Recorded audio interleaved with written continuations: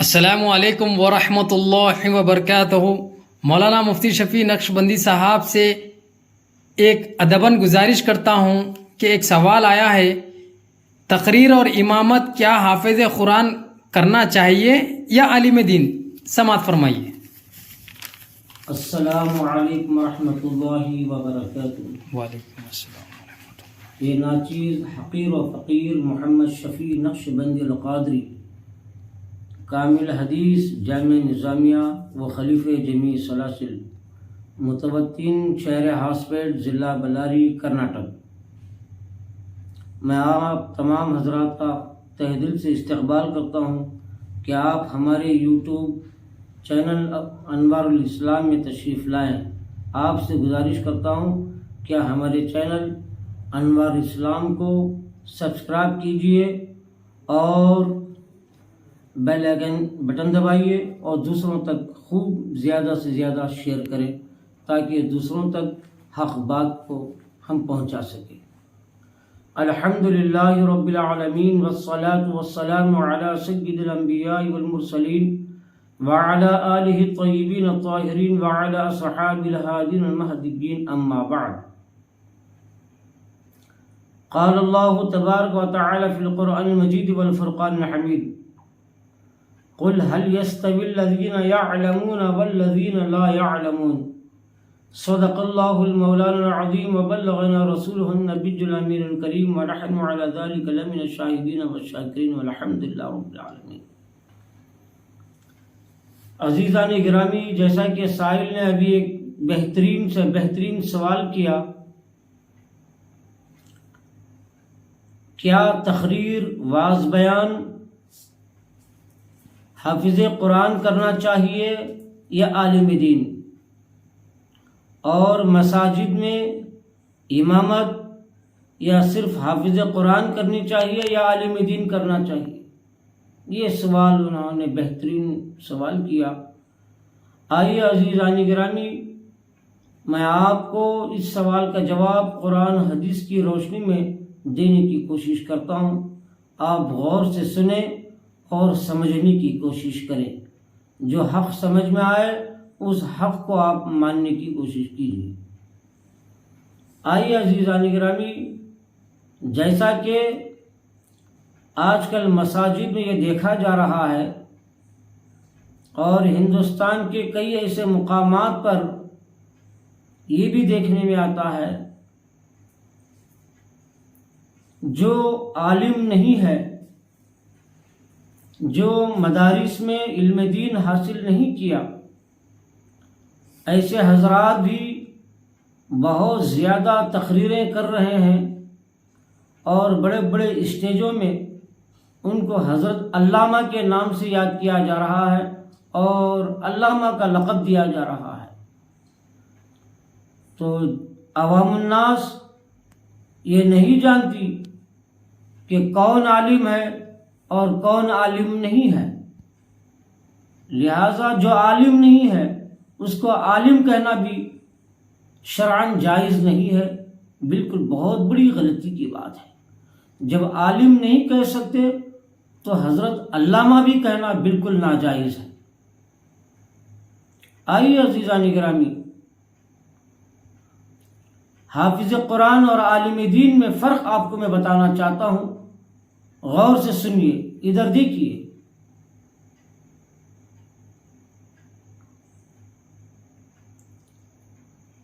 حافظ قرآن وہ ہوتا ہے جو قرآن پاک کو حفظ کر لیتا ہے، یعنی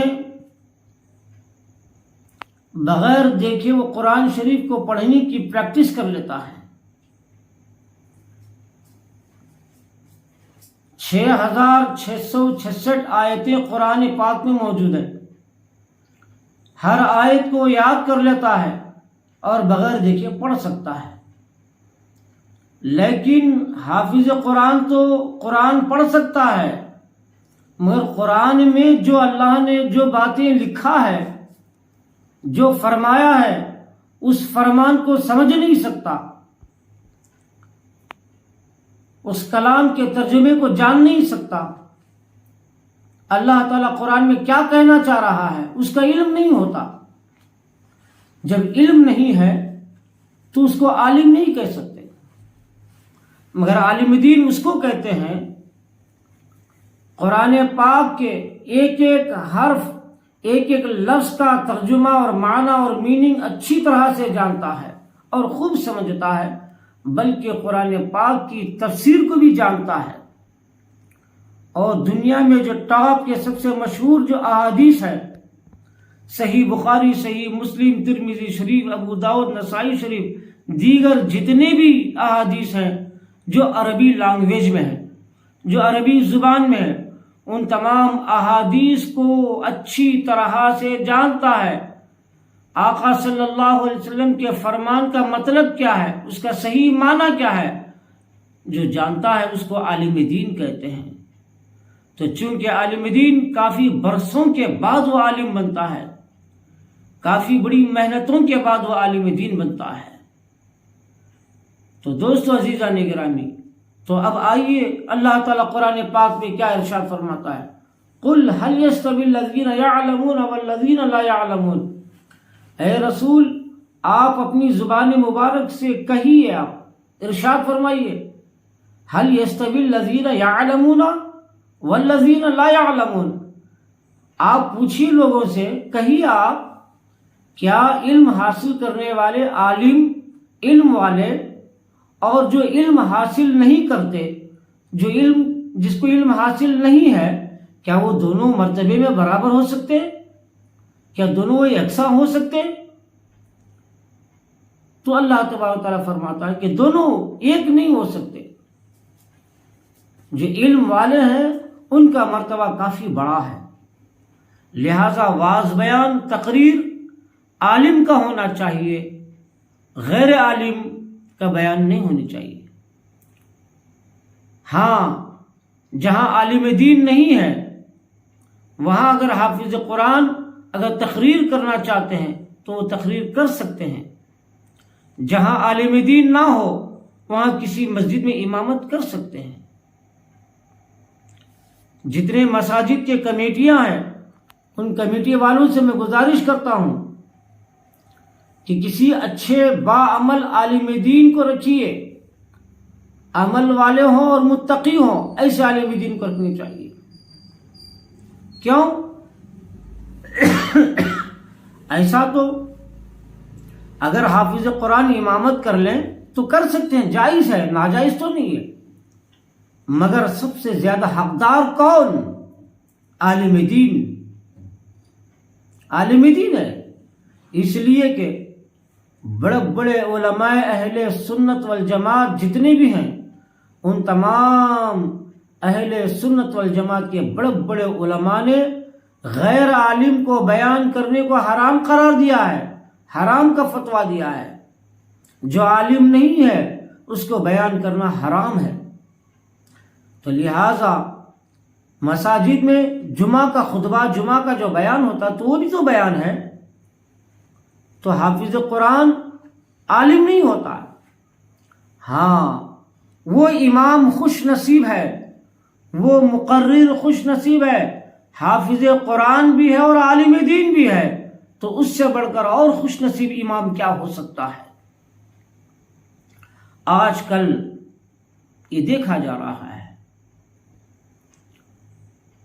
کچھ ایسے مقررین بھی میدان میں آ گئے، وہ حافظ بھی نہیں اور عالم بھی نہیں ہے، مگر لباس اور کپڑے اتنے شاندار، عالی شان لباس ہوتا ہے کہ ایسے سج کے آ جاتے ہیں گویا کہ ابھی آسمان سے نیچے اترے ہیں، مگر ان کا سینہ دیکھا جائے تو سینہ بالکل علم سے خالی ہوا کرتا ہے۔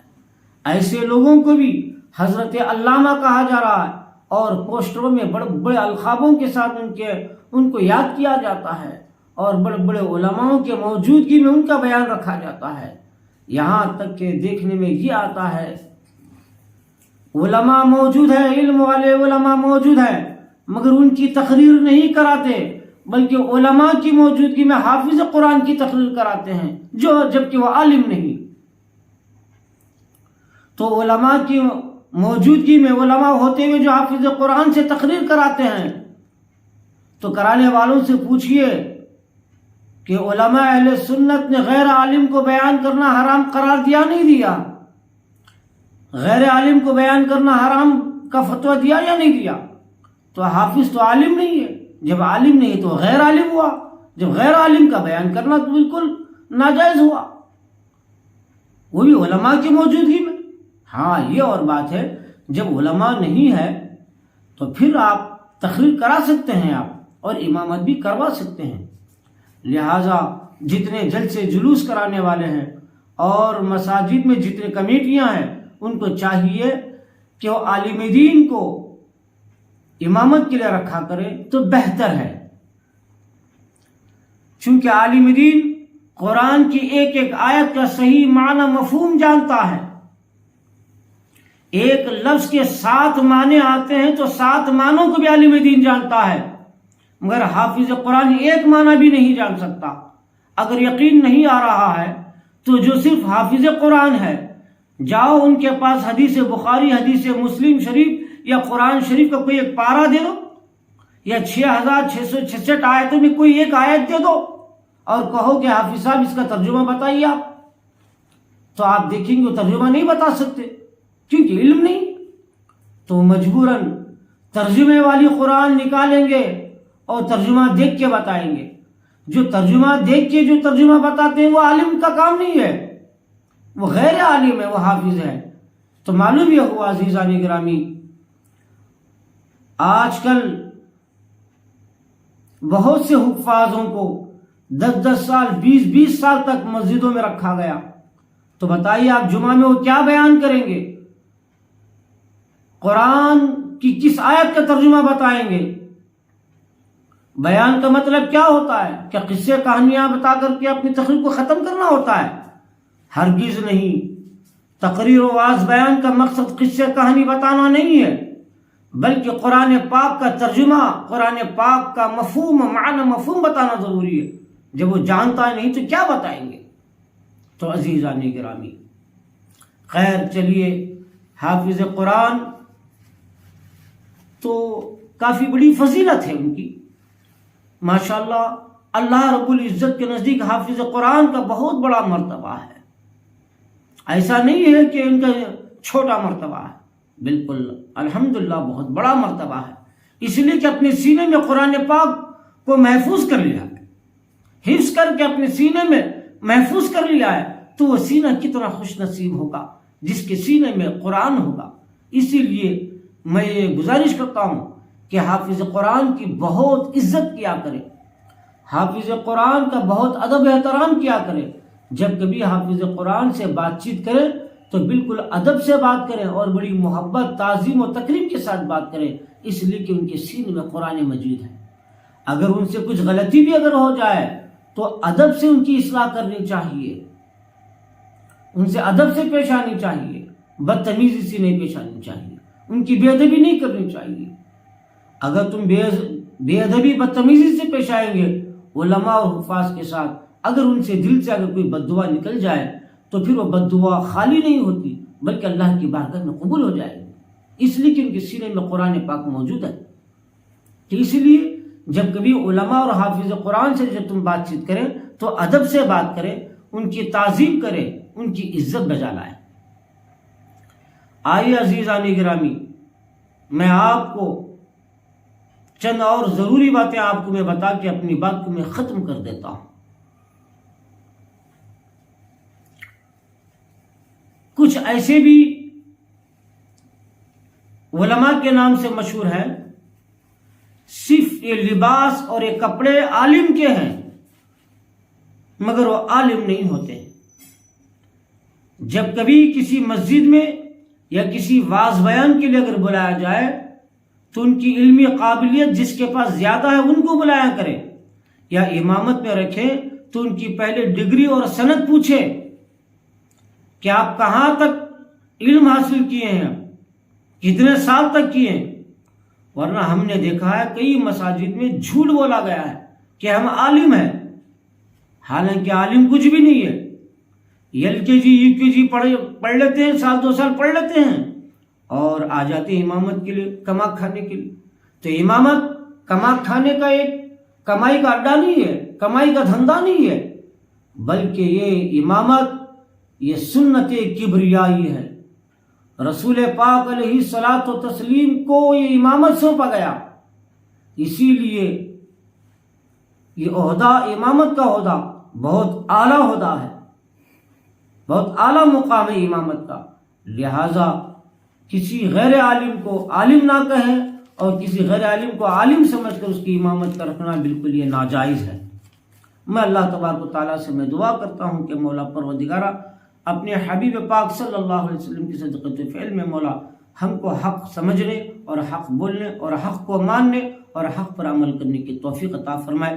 وصلی اللہ تعالی علی خیر خلقہ ونور عرش سیدنا و مولانا محمد وآلہ وصحبہ وسلم وبارک علیہ برحمتک یا ارحم الراحمین والحمد للہ.